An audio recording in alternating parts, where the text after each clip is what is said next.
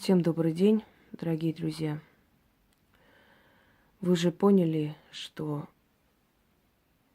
сакральные знания, тайные знания – это нечто большее, чем просто какие-то гадания,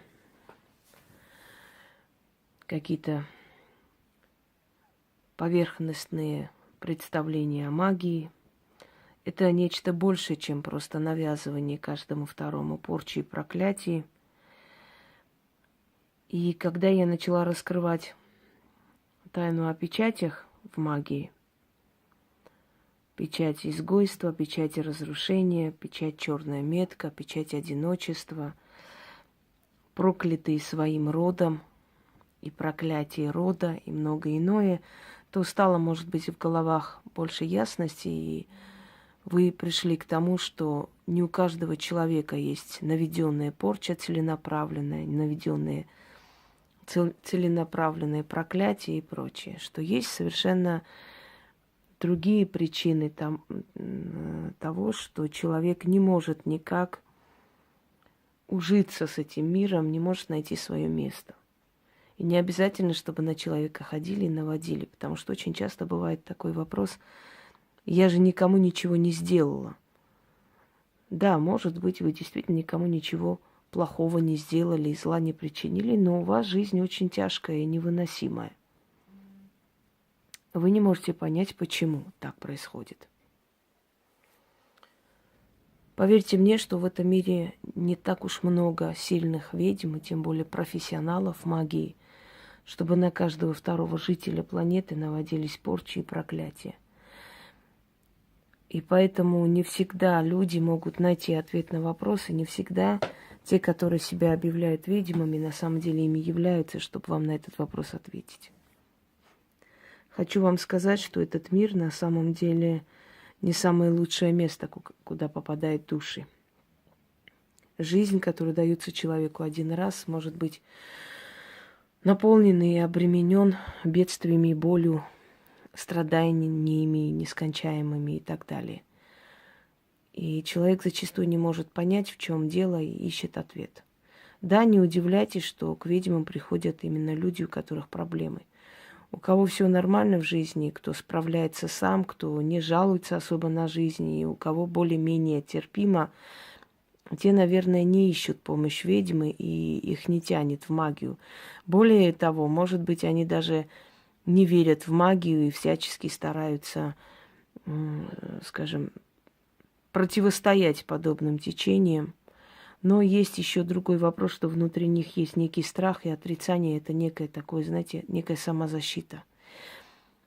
Когда в моей жизни меня обижали, и я когда говорила о том, что они очень горько об этом пожалеют, изначальная защита была абсолютное отрицание, насмешка по поводу того, что у меня все хорошо, все прекрасно, ничего не сбывается, никакие порчи до меня не долетают, но через некоторое время этот человек исчезал с поля зрения, потухал, затыкался, и его жизнь превращалась в полное дерьмо. Поэтому изначальное отрицание – это попытка каким-то образом себя защитить. Вот я в это не верю, значит, это не сбудется. Очень зря. Вы знаете, вы можете не верить в то, что яд может убить, но если вы примете этот яд, даже если всей душой и сердцем вы не верите в смертоносную функцию яда, он вас в любом случае убьет. И совершенно не зависит от того, верите вы в это или нет. Если вы сунете палец в пасть кобре, вы можете 1000 раз кричать, что вы не верите, что кобра вам как-то навредит, но после первого укуса вы сразу почувствуете, как отравляется ваша кровь. Учтите это. Когда вы трогаете ведьм, весьма удивляет потом выкрики людей о том, что как так, вот на нашу семью, на наших детей, на нас наводятся порчи, как так можно? Если вы суете голову в клетку со львом и удивляетесь, что лев вам откусил эту голову, то вина все-таки на вас, правда? Если вы трогаете людей, которые обладают некой силой, этот человек будет бить вас по самому больному. Он не будет задумываться о том, как бы мне отомстить морально и как-то так высокоморально и так далее. Когда вы трогаете таких людей, вы намеренно причиняете им боль.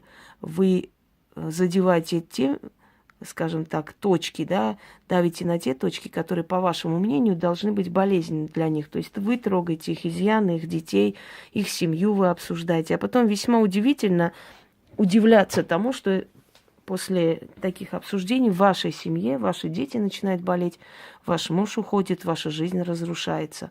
Очень удивительно. Всегда подлые люди удивляются, когда им отвечают точно так же, той же монетой, когда им платят, они начинают выть. А как же ж права человека и прочее? Помнится, Чикатило, которого поймали, он тоже жаловался на то, что права человека нарушаются, что его содержат не так, как надо, что ему там бутербродов не приносят, и вообще место очень сухое, нехорошее, неудобно спать. Но между тем он безжалостно и спокойно убивал людей, да, и требовал к себе какое-то уважение и хорошего человеческого отношения. Точно так же и подлые люди. Они, делая подлость, считают, что это нормально, тут ничего такого нет. Тебе можно делать. Но когда это поворачивается на их головы, они начинают выйти и кричать, что так нельзя, это аморально, это нехорошо. Никто не будет думать, как бы морально вас ударить. Если на улице вас ударили, вы поворачиваетесь, бьете в морду. Вы же не думайте о том, мне бы так ударить, чтобы зубы человеку не сломать, чтобы он не пошел к стоматологу, деньги не потратил. Нет, вы бьете со всей силы, куда попало. И как можно больнее, потому что вы себя этим защищаете.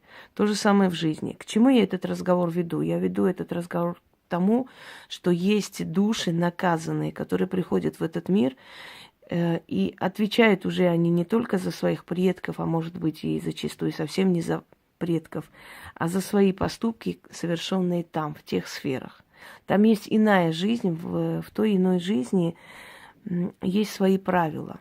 И земная жизнь не самая веселая и радостная, куда определяются души. Некоторые души приходят сюда перерождаться для того, чтобы, то есть переродиться в облике человека, имею в виду. Жизнь-то одна, они рождаются один раз, умирают один раз и уходят. Считается, что те люди, которые приходят, души, которые приходят на этот мир, на эту землю, рождаются здесь людьми и проходят вот этот весь земной путь и возвращаются обратно, они проходят чистилище.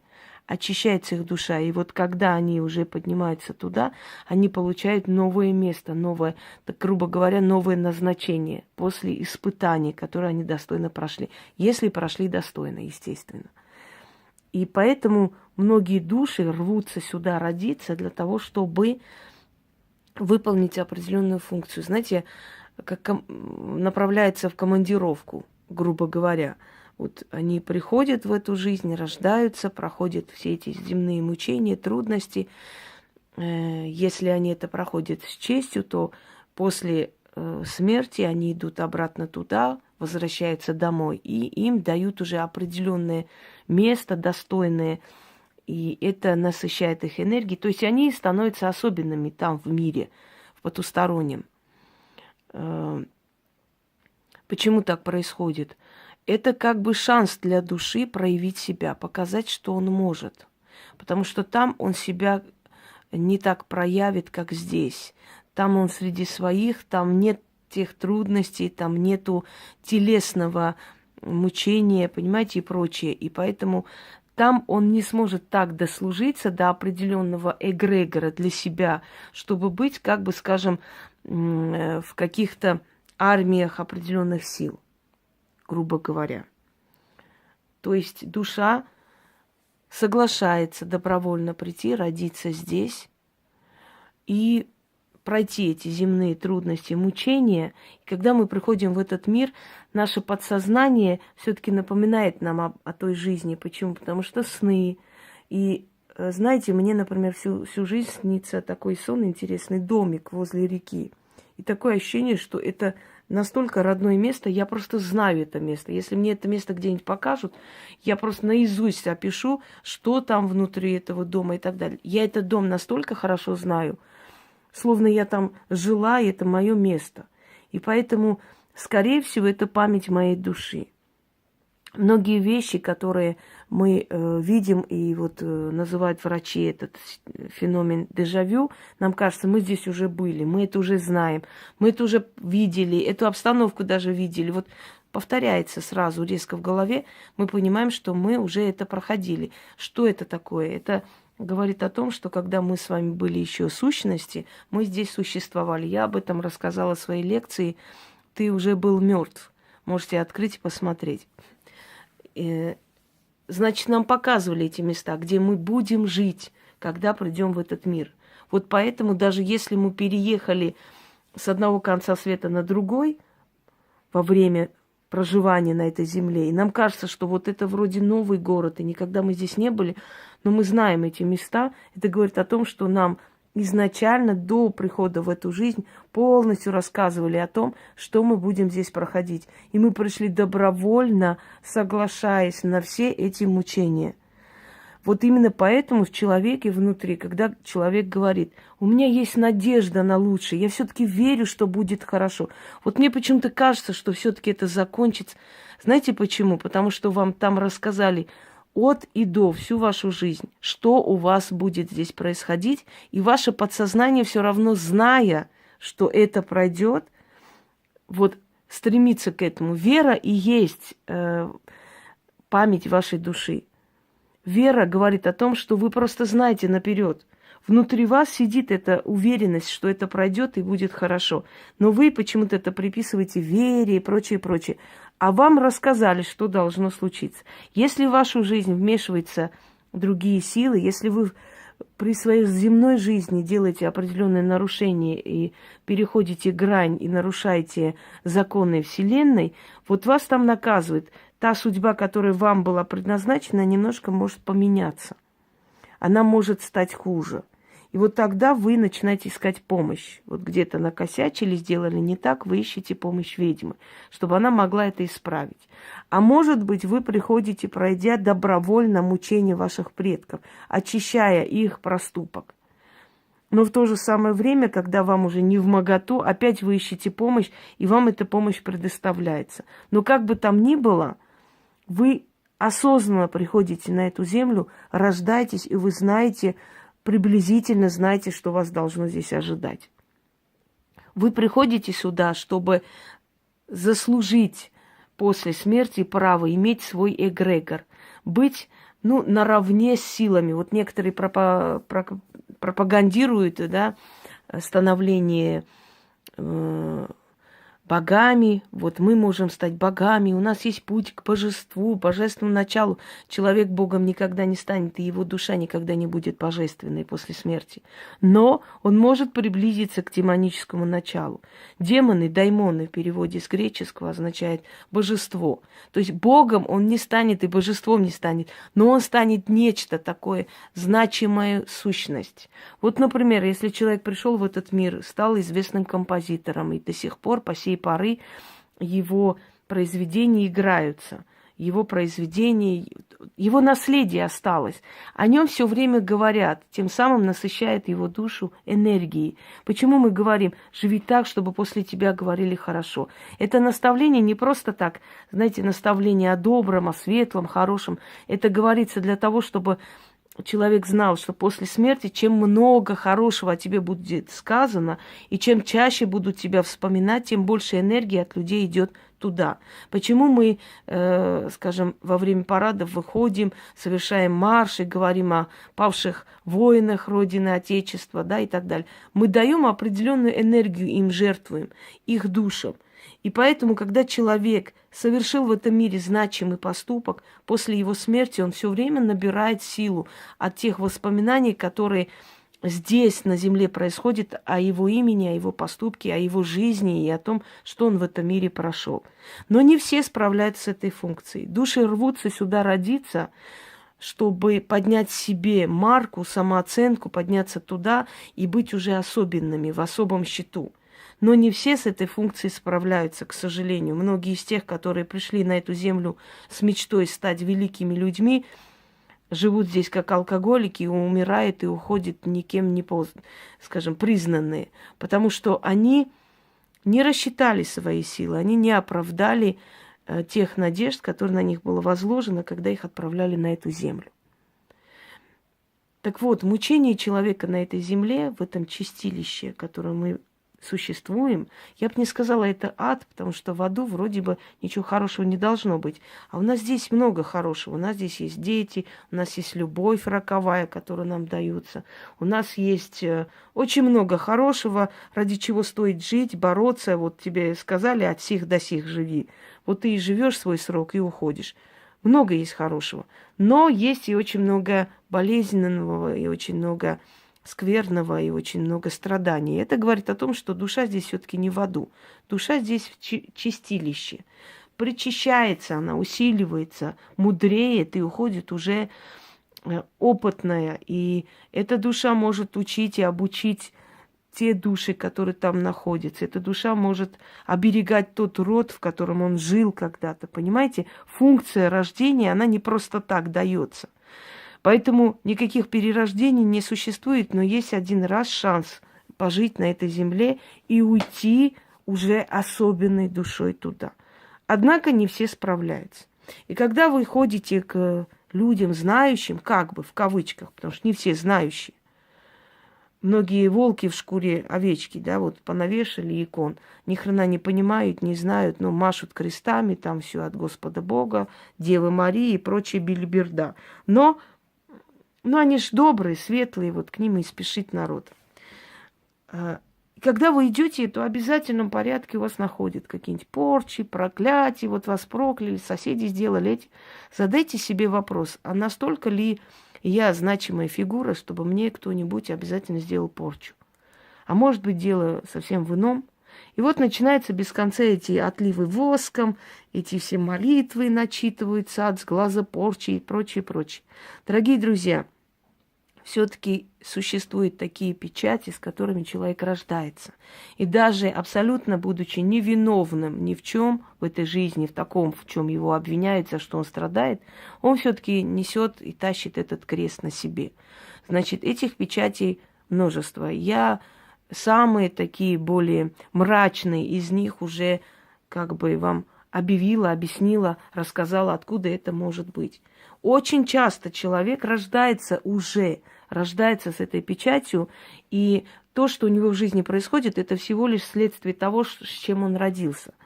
Потому что все-таки прийти к разрушению просто так с воздуха не приходит.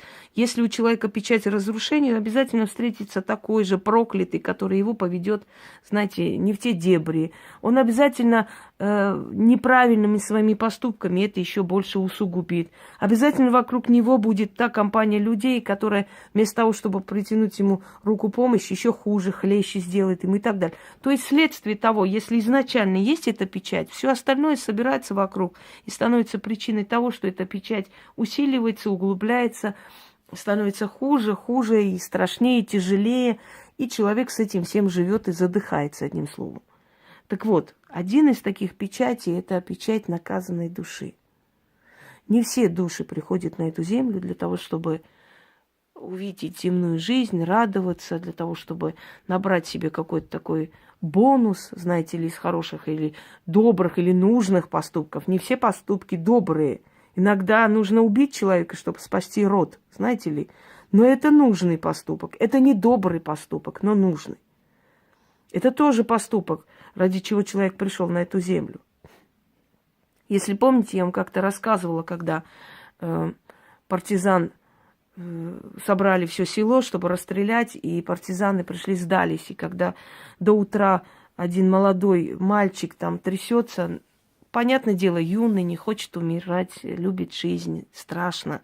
И вот такой старик говорит: сынок, не бойся, быть может, мы с тобой ради этого дня и родились на свет, чтобы сегодня своей смертью спасти столько людей. Понимаете? Поэтому мы считаем, что мы хотим вот так, но за нас решается совершенно по-другому. Так вот, не все души рвутся сюда для того, чтобы радоваться этому миру и для того, чтобы обновленные уйти туда-обратно с новым эгрегором, силами, оставляя здесь могучий род, детей, внуков, которые о них будут помнить и все время отдавать им некую энергию туда. Не все. Есть души, которых насильно сюда отправляют. Есть души, которых сюда отправляют как в тюрьму. Наказание они проходят здесь. И им говорят о том, что у них будет и что они пройдут. И у них нет выбора, они все равно рождаются. И эти души наказаны с рождения. Наказаны, и вот с самого рождения их жизнь идет кувырком. Во-первых, большая есть вероятность, что эти души рожденные не любят. Родители не любят этих детей. Они то случайно были зачаты, совсем не впопад, то их бросили в детском доме, то их отказались от них сразу в роддоме, то это дети искалеченные, с трудной судьбой, то это дети, которые андрогенные, знаете, гермафродиты. То есть боги еще не определились, когда человек пройдет этот опыт, когда человек здесь, его злая душа подобреет, когда, пройдя эти тяжести жизни, он еще и другим начнет помогать, его вина будет искуплена. Вы никогда не замечали таких людей, например, может быть, в ваших школах, в классе такие вот бывали девочки, которые абсолютно серые существа, загнанные в угол, злые, некрасивые. Вы знали, что у них неблагополучная семья, что дома этого ребенка гнобят. Он обиженный, он какой-то как загнанный такой звереныш, никем не интересный, никем не как бы отмеченный, абсолютно какое-то существо, которое живет своей жизнью, вообще никому не нужное. И через несколько лет вы встречаете свою одноклассницу где-то на улице, она такая цветущая женщина, волосы такие, такая укладка, прическа, она стала директором где-то, она работает, она совершенно добрый человек, который, невзирая на свое жестокое, жесткое, страшное детство, помогает другим и так далее. И со временем этот человек добивается очень больших успехов. Это говорит о том, что наказанная душа приходит в этот мир, чтобы пройти определенный опыт, чтобы свою вину, свой проступок там, мы не можем знать, какой проступок, что он там натворил, что он там сделал, искупить на этой земле, в этом чистилище. То есть эту душу кидает в самое пекло. Он все в этой жизни проходит. Либо человек, который рождается, знаете, в очень жестокой семье вымирающего рода алкоголиков, но сам потом ни капли не пьет, становится просто профессором, оставляет свой след на этой земле. И когда мы начинаем изучать биографию этого человека, мы ужасаемся того ада, что этот человек прошел на этой земле, детство, юность. Это не просто бедная жизнь, это ужасная жизнь, это просто насилие над телом и душой. Но почему-то через некоторое время этот человек совершенно нашел в себе силы вырваться из всего этого, поднялся и оставил свой след как добрый, достойный, порядочный человек. Хотя, по сути, если так подумать, не должно быть ничего, никаких причин, чтобы этот человек был и достойным, добрым, да и генетика совершенно не та. Получается, что эта душа просто приходит, рождается в такой семье, но по характеру, по силе духа, он абсолютно другой, не похожий на этих людей, которые воспроизвели его на свет. То есть эти люди были всего лишь инструментом, через который Вселенная эту душу отдает этому миру, чтобы он прошел здесь свое наказание. И когда он свое наказание прошел, и этот опыт сделал его лучше, не озлобил, он идет дальше жить. Очень многие люди, которые говорят, вот за что мне это, вот с детства меня и не хотели, и гнобили, и не любили, и вот то, и вот это я прошла, и вот все прошла, и почему вот. А потом, дорогие друзья, через некоторое время, когда человек это все проходит, когда человек это все на себе как бы испытывает, да, и у него резко все начинает меняться. Это наказание длится до определенного времени. Вселенная не живодер, Вселенная не тиран. Вселенная любящая мать, которая наказывает своего ребенка, но в то же самое время не упускает из виду. И в нужный момент сразу же вытаскивает из этого ада и дает совершенно иную жизнь. И поэтому люди, у которых была просто адская мрак просто в жизни, и они сразу с одной жизни были взяты и кинуты в другую жизнь, совершенно противоположную, это были наказанные души. И вот печать наказанной души может быть у некоторых людей, которые, например, часто проклинают свое рождение, которые все время говорят: я не знаю, зачем я вообще в этот мир родилась, ничего хорошего. Мрак вокруг, ничего хорошего нет. Первое, что помогает таким душам вылезти из этого состояния, перестать проклинать свою жизнь, свое рождение и все, что они прошли, и начать себя менять. Как только человек осознает, что за что-то он несет это наказание все-таки, это наказание начинает меняться, это наказание начинает смягчаться. Если человек, даже понимая, что он ничего не сделал и нет причины его так наказывать, все-таки начинает задумываться о том, что это не просто так мне дано, я должна с этого извлечь какой-то урок, значит, мне это нужно было пройти. Сразу становится легче. Начинает меняться вокруг. Если у человека не хватает силы воли, мужества и характера осознать это и прийти самому к тому, чтобы это наказание уже закончилось и началось иное что-то, нечто, то ему нужно обратиться к человеку, который может помочь в этом. То есть это посредник между людьми и духами. Это люди, которые практикуют, называйте их как хотите, шаманы, это маги, колдуны, ведьмы и так далее. Но настоящие, знающие люди, которые приостановят это наказание, попросят за этого человека и освободят его от этого наказания. Так что, дорогие друзья, когда вы не можете найти ответ на вопрос, за что меня наказывают, что я сделал не то, почему с рождения у меня все вот так вот, абсолютно нечеловеческая жизнь, знайте, что на вас печать наказанной души. Значит, ваша душа отправлена сюда для чего-то. Пройти это чистилище. И поверьте мне, это наказание имеет срок, оно не должно быть вечным.